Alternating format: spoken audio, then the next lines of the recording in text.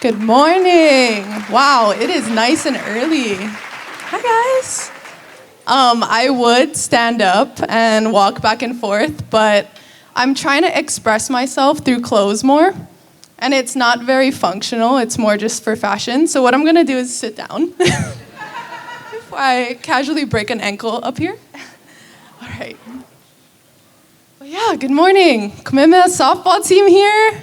My mom was cracking me up. She was like, "Is that a school bus outside?" I was like, "I have no idea. I guess so."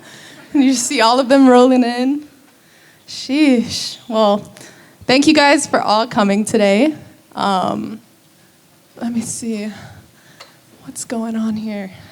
I'm debating. I wrote a speech, and I might read the speech, but there's also a lot of fun people here. I've been talking to some of you guys this morning. I've been having a lot of fun, so I might go off of it a little bit. We'll see. But yeah, so I mean, whether you guys came here this morning to see me speak on being an athlete or networking with me about being like a brand partnership specialist or interested in the topic of just, endurance, I'm gonna set the stage by saying that this topic might not go the way that you would expect it to go. So I think it would be quite easy for me to just sit up here and kind of like put on my coaching hat and give you guys a full athlete pre-game pep talk speech for 20 whole minutes. And just put on my cap. You just have to be better. Put in the reps. You're gonna end up winning the game. Get on the line. And kind of just yelling at you guys like a coach. And I know there's some current athletes in here, maybe some former athletes as well that's kind of getting some PTSD coming back from that. You guys know about that. But I think I kind of want to take a different approach today. Athlete for the past 20 years or so. Growing up, I always thought that pain and hard work would get results, which in some cases I think is very true. Don't get me wrong. I can't lie. One of my many mottos that I would love for you guys to take with you today. Let me try and use this thing. Oh, we're going backwards. Let's go this way. All right, this is my opening. Hey, that's me. Some of the many teams that I've been able to play for and tournaments that I've been able to compete in. But one of the many mottos that has kind of got me to where I am today is, as you can see here, hard work beats talent when talent doesn't work hard. And this is something that's carried me a really long way, both in sport and in life. So growing up, some of you may know my story, but I was never the biggest, the strongest, the fastest, the richest player on the field. For me, it was pretty much just having a family who believed in hard work and persistence during the hard times. So for me, outworking, out-sacrificing, having the endurance to outlast my opponents was pretty much something that has never failed me. From softball, to business, to hard moments in my life. And to be honest, no days off, maximum effort, and exceptional focus on my craft behind the scenes when no one was looking was always the key that took me to the top 1%. If someone told me that I wasn't good enough, I always took it as a moment to reflect, dive a little bit deeper, and come back stronger than they could ever imagine. You're looking at someone that doesn't take no for an answer, And I think that a lot of us can relate to things like that, whether it's in sport, business, life. I will not take no as an answer. If someone tells me no, or if someone tells me that I'm not good enough, I'll say, okay, what do I have to learn? There's no way that someone's gonna outlearn me. There's no way that someone's gonna outwork me. There's no way that someone's gonna outperform me because I'm gonna put in maximum effort, and I know it's gonna be really hard for someone else to compete with that. A lot of people don't like putting in their 100% nowadays, and that alone can get you pretty far. So for me, I don't take no for an answer. And this is another quote. As you can see here, Be so good they can't ignore you.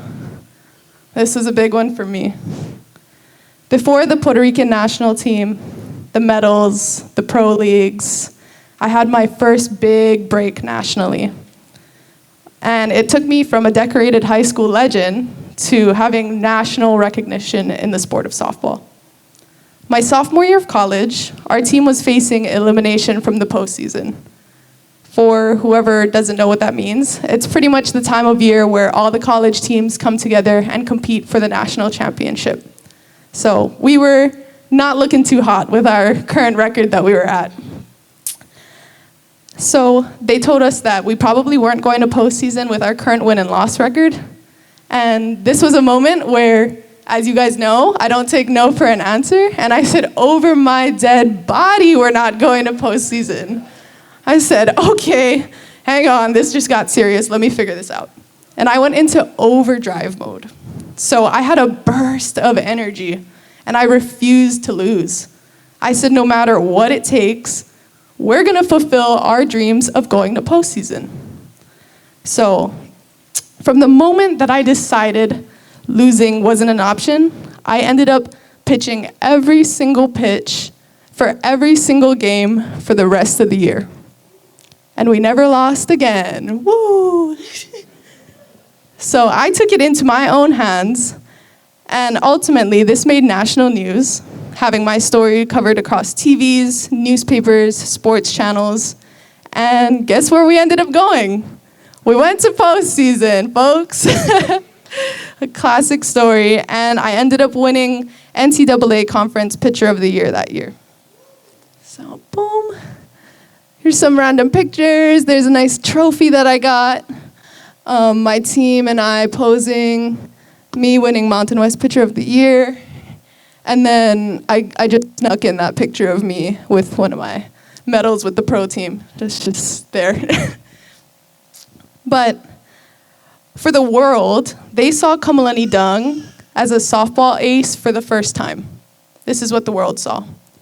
For me, this was the first time that I saw what happens when someone goes all in on a dream that they believe in. The world will always see our wins. The fans will see the medals, but only you and I will know the adversity that we had to endure to reach our goals. So for me, it was the hours of extra workouts, clean eating so I could last back-to-back games for my teams, hours and hours of watching film instead of going out and partying or hanging out with my friends. And for me, the world saw the outcome, but nobody saw the adversity that I had to face. My arm was falling off. When I was pitching these back-to-back games, it wasn't because I was so healthy and everything was amazing. It's gonna be hard. There's gonna be adversity. During back-to-back games, I would have my whole entire arm covered in ice with stim. It's like electronic stim on my whole body, kind of getting my muscles to go the next day again. And for me, all of this is what may seem like a lot of pain and extreme effort to some. Pitching every game? Oh my gosh, you had ice on your arm? That sounds excessive. Sounds like a lot. But to me, this is the point here, of kind of where I'm trying to go. It felt like breathing to me.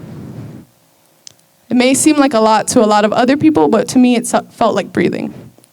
And not because I'm a crazy athlete, maybe a little bit, but because to me, the effort to achieve my dreams was worth what it took to endure to get there. So for me,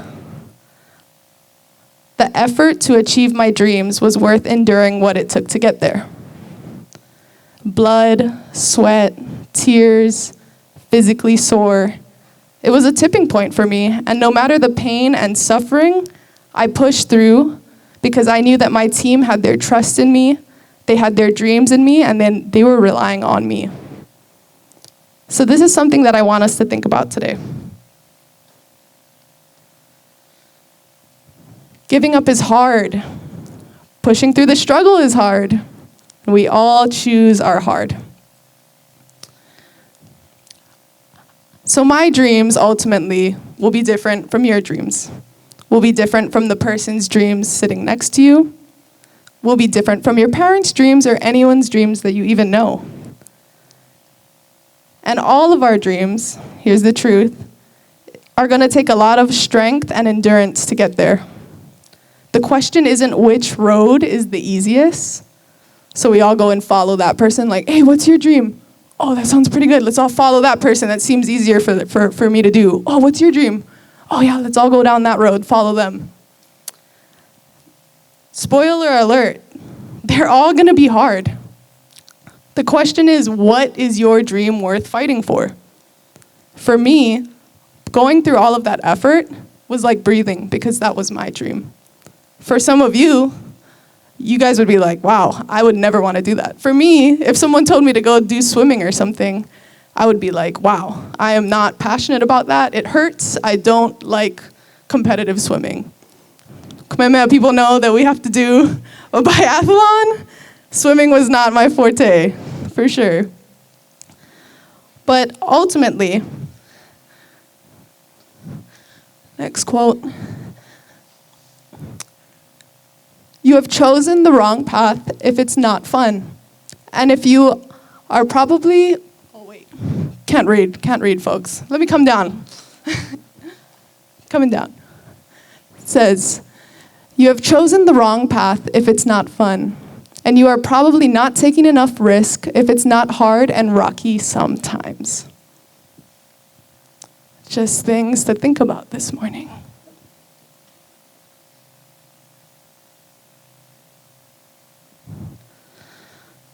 For me, I guess this morning I would like to try and get across to everyone, what is worth it to you to go through the learning curves, to go through the extra hours, the sacrifices, the blood, sweat, and tears, and what's worth the journey if nothing is promised at the end? Physically, I may not be able to sacrifice my body playing sports forever. But as I've expanded into business, working in New York in partnerships, and now as a partner or owner in some companies, or working with athletes, creators, businesses, and entrepreneurs to build their brand, ventures, and confidence, I've found that I can now bring my experience, my competitive edge, my fearlessness with me no matter what field I'm in. The endurance built up along the way doesn't go away. And above here, you can see some of the couple brands that I work with locally. I've either done brand partnerships or I currently have brand ventures with some of these people. Some of these athletes that you see up here, I'm not sure if any of you guys recognize them. See Serena Williams, Tyreek Hill, got the Paul brothers. I've been able to do a number of different things with different cool companies and different cool athletes along the way. And as I begin to wrap up today's talk, I want to leave you guys with the question of what is your dream? What is your dream that you'll put in 20 years for? What is your dream that you'll put in the blood, sweat, and tears for, even if no one else understands it? We're all going to have different paths and we're all going to have different dreams, but it's up to us to find what really lights your soul on fire to the point that all of it doesn't hurt. It shouldn't really hurt. Of course there's going to be struggles, but it's going to feel kind of good to you. Other people may not understand, but to you, you'll be like, no, I have to learn this. If I don't learn this, I'll never be able to achieve the next step, to achieve the next step, to achieve my dream. I have to put in my time. I have to sacrifice this. I have to take this extra course so that I can learn something new, so that I can send myself in the right direction to achieving these dreams that I have. So for me, helping people find that within themselves and having the knowledge and networking of how people can help grow it to their business, grow their businesses, be an athlete, these are all things that I'm extremely passionate about. So, I guess the last thing I would like to leave you with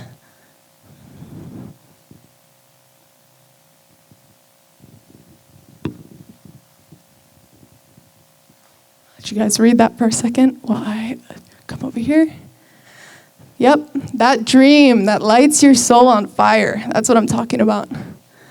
That's what you were born to pursue. That's what you should be chasing to make a reality. And don't let anyone tell you otherwise. So today, as I wrap up this message, thank you so much for coming this morning. I hope that all of you guys can, we can network, share dreams with each other, and I'll just leave you with that. What is that dream worth pursuing? And let's talk about it. Thank you so much for having me this morning. Thanks, Kama. And So I've been watching some of the videos on YouTube, and your pitches are blisteringly fast. It's like I'd never even want to be up against you. How do you control that speed? Do you have an array of pitches, or do you just rely on the speed to move past the batter? Yeah, so for me, there's a number of different type of pitchers, softball pitchers. There's spinners who spin the ball. Maybe the speed is a little less, but they spin the ball. There's power pitchers, where we just try to kind of like power it past players. And then there's people who can do both. Growing up, I was always a power pitcher. So like you said, I rely on my speed to kind of like power it past people. But as I got to the higher levels, college, especially in the pro leagues where everyone you're playing against is some sort of Olympic medalist or something, that's where it got really, really complicated to just be a power pitcher. So for me, I had to have a lot of variation in speed. Maybe I wouldn't throw my hardest, but I would throw a ball that spins a little bit more. So yeah, I'd say that my fastest pitch I've ever thrown was around like 69 to 70 miles per hour, which is like translating to around 100 miles per hour in baseball. And I like to float a little bit under that though, because sometimes I lose a lot of control when I'm just firing it in there at people.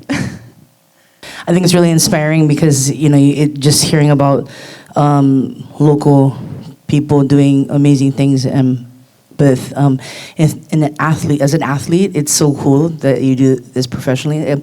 Is that, did you have any plan Bs? Or was this like it, like all or nothing? And how did you see that dream? Because that's just, I don't feel like there was very many examples for you to follow.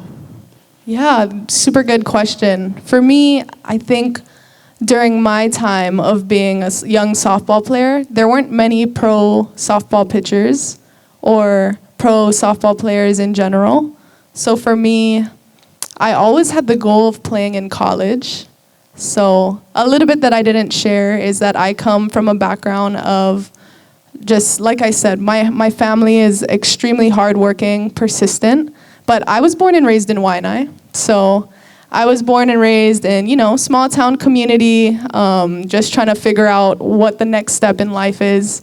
And my goal over everything was to just go to college. It's like college or bust, pretty much. Because maybe if I go to college, then something will happen. So that was kind of like my out, or my family's vision for me and my brother is like, go to college and figure it out. Like, things will happen if you do that. So for me, growing up, I never really had a plan B, because my plan was to just go to college and play, get a degree, and then kind of just go wherever the world took me after that. As I started to get towards the end of my career, I started to discover opportunities of playing professionally as a softball player. So I started to explore that a lot more. I was able to travel the world. I was able to meet a lot of cool companies and people, and I kind of just went with the flow. So one thing that I always tell young athletes when they come up to me and they're a little confused about what to do next, they're like, oh, I only have these small school offers, or I don't really know what to do next. What I tell them is to just take whatever hand you have now, whatever hand you're dealt, and just make the best of it. If you max out the hand that you have, I always preach this, I feel like life will hand you your next hand. So I feel like what I was given was a little bit of a late recruit. I ended up going to Fresno State out the gate. And then I was at every level just thankful to even be there. I was thankful to be at Fresno State. I was thankful to even have a full scholarship anywhere. I would have taken it to anywhere. Once I got there, I was thankful. And then I worked my little butt off to just make sure no matter what, I became the best at it.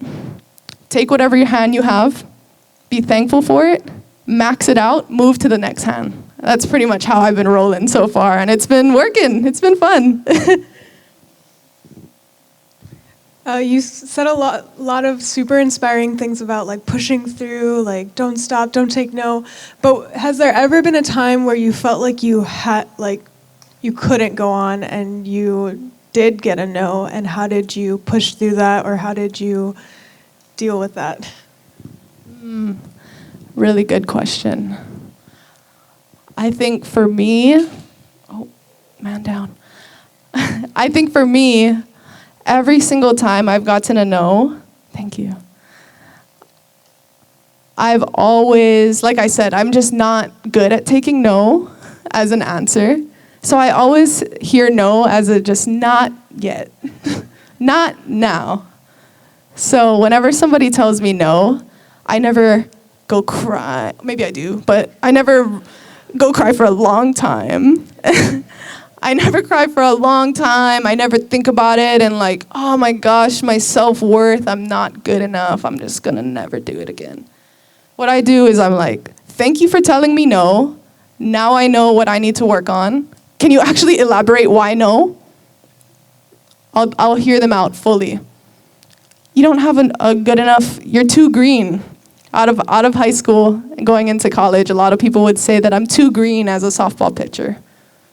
What is too green? I was like, what is that? And when I would go and play in the mainland, I would travel with my family to the mainland, people would call me the Hawaii pitcher because that's how many there were. There's one. It was very, very simple. Oh, who's pitching? Oh, the Hawaii pitcher. Me. So there were a lot of coaches who were like, we've never seen a Hawaii pitcher pitch like this before. We're not sure if we trust her. She doesn't really have coaching. We don't know if she's good enough to play, you know? We don't know. She's a little green. I was like, whatever. But I don't just say whatever and like close my ears and think that I'm the best thing ever, you know? I say, okay, what do you mean by that? You don't have a good enough curveball. You don't, we haven't seen you enough. All of these things, all of these reasons. I hear them out. I disappear for a little. Guess who's back? It's me again. Guess what I have this time? Be so good they can't ignore you. That's another one of my mottos. Guess who has the best curveball you've ever seen? Guess who's playing multiple tournaments, so you'll see me a lot this year. Guess who has every single thing you've named on the list, so I'm so good, even if you hate me, you can't say no. That's been my motto in life, and it works, guys, it works. First of all, you're just so badass. That was such a good talk. But I wanted to ask about your transition out of sports and how that was on you and your mental and everything. Great question. Something not talked about enough. So one thing, if you're an athlete, you've for sure experienced this. There's probably some other different ventures and walks in life where you experience this as well, but it's something where you work 20 years of your life sometimes, and if my career would have ended in college, everything, start from zero. And it's a very, very interesting experience that I've had for the first time once I graduated college. And that's where I started to kind of get the itch of wanting to even play pro ball, because I started to discover that, sheesh, there's like a lot of people that work their whole lives. You can do music, lasts until forever. Anything like arts, engineering, say you're a young child that likes all of these things, it lasts forever. But sports is something where you physically, Tom Brady, the GOAT of GOATs, can't even play forever. One day it finishes for all of us. So I think that's where I've been having a lot of fun coming back and helping the next generation of athletes and people kind of navigate this space and understand. For me, right out of college, I was almost done with sport, where I was like, I'm just gonna throw it out. Like, I've done it for so long. Let's look at this whole new world of new things that I can do. But for me, I've discovered that it's just a part of who we are. And it's really, really hard to forget. And you'll always feel like there's like a little bit of you missing, you know? Like anyone who's an athlete or someone who really, really loved their sport, you just feel like a part of you is missing. And for me, I discovered that what you have to do is just not let it go. You take every single thing that you've learned and you don't pretend to forget it. Like I said, the endurance you learn can go with you in life. So the fearlessness that you felt on the field, the trust that you felt in your teammates, you can take all of these things into the business world. And these are things that have gotten me really far in the business world. So my first job out of college, I was doing exactly what you're saying. I was like, I am more than an athlete. I'm gonna just toss it out. Let me show the world I can do everything. So I went and I applied for this job in New York, and it was kind of out of my league. It was for the world's largest brand sponsorship company for brands like Walmart, Verizon, like huge Fortune 500 companies, managing deals, facilitating deals with people like the NFL, different athletes, Serena Williams, the Paul brothers, people that you've seen like that. And I sent it. And what got me the job was actually the same persistence that I used in softball. I didn't take no for an answer. I emailed them about 500 times. In my interviews, I was so confident because I knew there's no way someone could beat me unless they're as crazy as I am, and to go 100% every day. Like, you know? So I was like, most people on earth don't give 100%. They don't try to get better. So I was like, if I'm one person and I know in my heart that I'm gonna learn what needs to be learned, do what needs to be done, I'm gonna get this job. And I'm gonna do it better. I promise you I'll do it better because I'll figure out how to do it better. It's pretty much what I did, and then I got the job, and it was a crazy, awesome experience into seeing what the world looks like outside of sport, but I use sport to get there. So I'd say to just take everything you've learned in sport and never forget it. Use it in every single thing, every part of your day, every ounce of who you are. Thanks, Kama.